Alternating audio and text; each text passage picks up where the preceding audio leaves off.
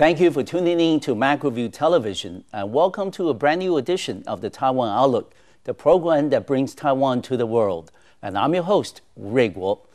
We know that there's been tremendous progress in cross-strait relations between Beijing and Taipei since May 2008.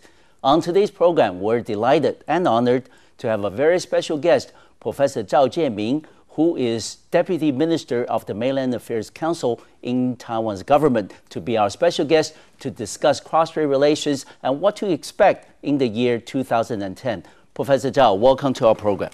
Thank you. Yes. Professor Zhao, let's start with a very broad question.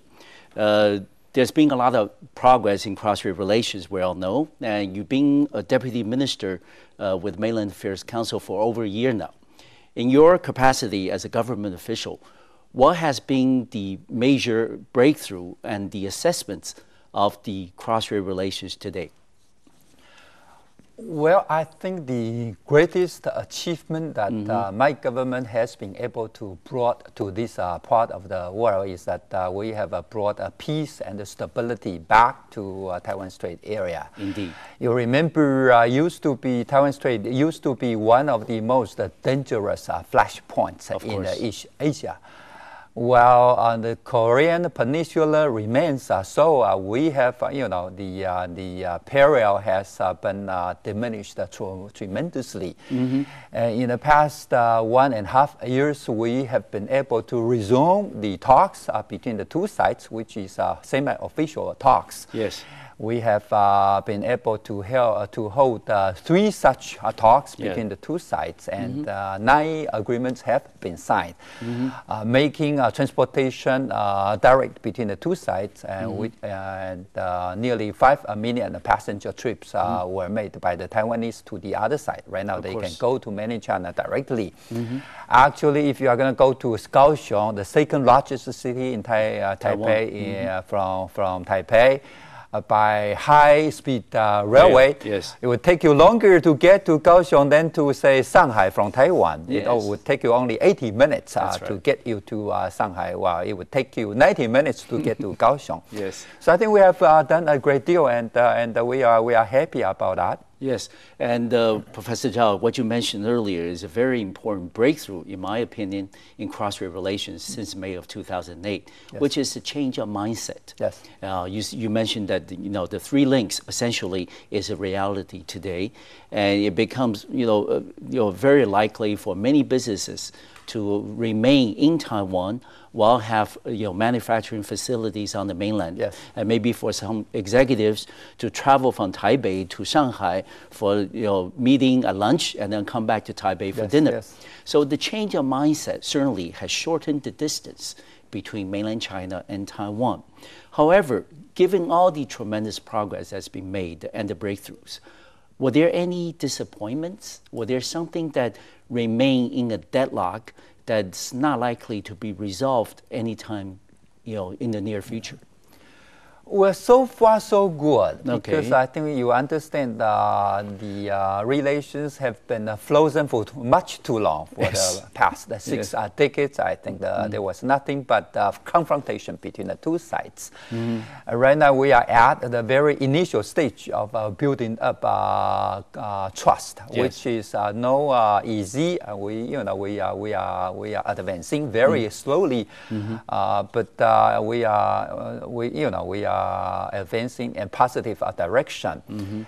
But the security in the Taiwan Strait area remains tense. You remember Mainland China's PLA, People's Liberation Army, right now is the one, it has the second largest budget in the world, next only to the United States military. And it's expanding its power very rapidly, and they are building a blue water navy and so on. They still deployed something like 1,400 missiles across the Taiwan Strait, pointing at Taiwan.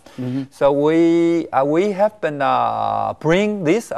We have been urging the Mainland Chinese side to do something about this, maybe to pull those missiles back, or better to dismantle them. This is something which is not in line with the current rapprochement process between the two sides. I think we have been trying to get Mainland China to do something about this, but they have not responded to our call. We hope in the future, things in this area could also improve. Yeah, there could be some breakthrough in the military and security dimension as well.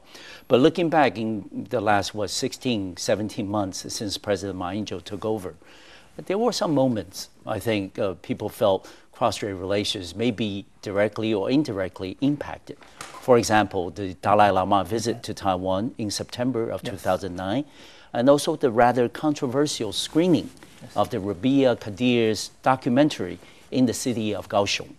Given these events that have taken place, did you really think at those moments there were some worries or concerns over the negative impact on cross-strait relations between Beijing and Taipei?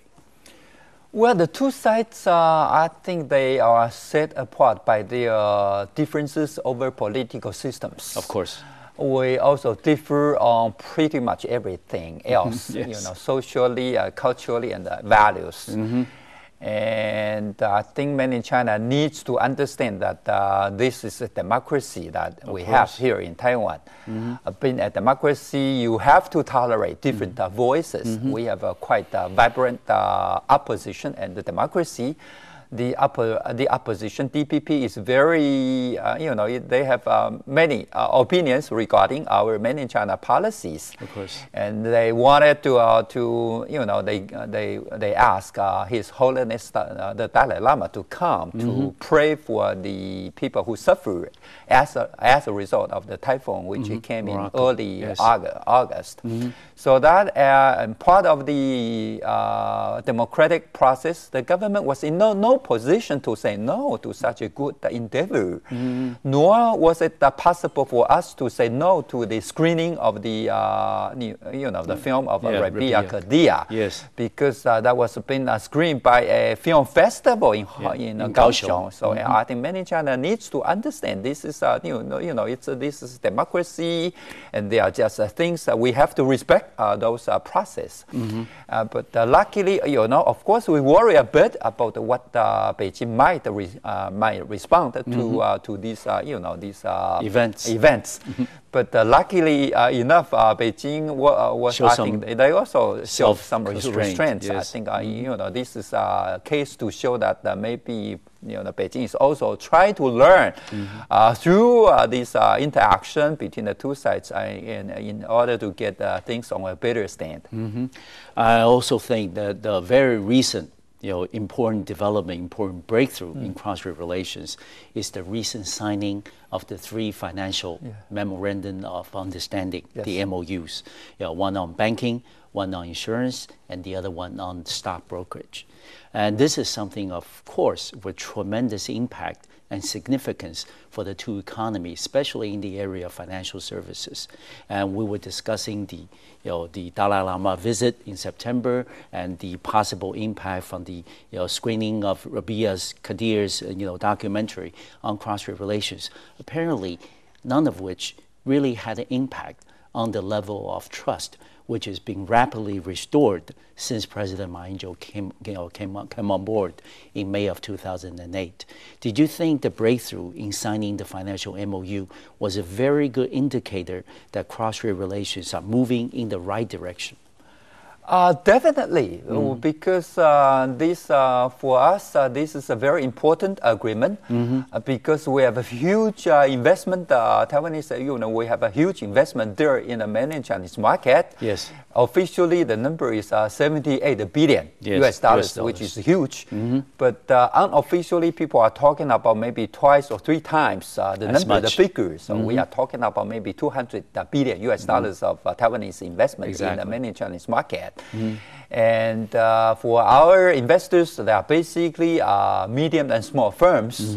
And they need capital, they need financial assistance, and they have had difficulties getting some help from the Mainland Chinese financial institutions. So once the financial MOU is signed, which was signed a few days ago, then our banks, our side, my government will be in a position to discuss the market access for those financial institutions. Exactly. So that in the future, our banks and insurance companies and securities will be able to operate in the mainland Chinese market. This is of course a very important attractive to us. opportunity for our financial institutions. And given the fact that we are now in the stage of possibly preparing for the official negotiation on the Economic Cooperation Framework Agreement, or ECFA, what are the areas that we should be looking out for? Will there be any problems in terms of more sensitive issues like names and titles? Well, this is again another very important issue for us. It may be the most important event that we in the process of our talking with the mainland Chinese side. Of course. Why? Because you see the 10 countries in Southeast Asia, the ASEAN countries, and China have already signed a free trade agreement 7 years ago in 2002. And the ASEAN countries, 10 ASEAN countries have signed similar agreements with South Korea and Japan. Another 2 economic superpowers in East Asia, separately in the past few years. So that leaves us, Taiwan, in, although we are an economic powerhouse ourselves, we have not been able to sign any such agreement with any country in the neighborhood. So this worries us very much. We cannot allow that to continue to happen. So we have to sign an agreement with mainland China. Why? Because China is our biggest market. Exactly. 40% of our exports go to the mainland Chinese market. So we need a economic cooperation framework agreement with that part of the world. But you see, right now we have finished the feasibility studies on our own, and the mainland China has finished their own feasibility studies. And the 2 sides have exchanged notes already. They know where they are coming from, and they know the differences and maybe similarities between their demands. Positions. And in the future, of course, the most crucial part of the agreement is the so-called early harvest list. Because we, and comprehensive free trade agreement is huge and it takes time. But what we opt for is a simplified and kind of a framework agreement, so that some of the items, some of the products made in Taiwan will be suffered the most as a result of the signing of the ASEAN +1 pact. We would like to deal with them the first. So right now, roughly we have somewhere between 500 to 600 items on the so-called early harvest list. We like to take to the other side and to see what they think about them. I want to thank Deputy Minister Chao for giving us a very comprehensive overview of cross-strait relations since May 2008. And we're going to take a short break. We'll be right back to Taiwan Outlook. We'll continue this discussion with Deputy Minister. And we're going to ask him what to look out for on the immediate horizon in cross-strait relations. We'll be back in 3 minutes.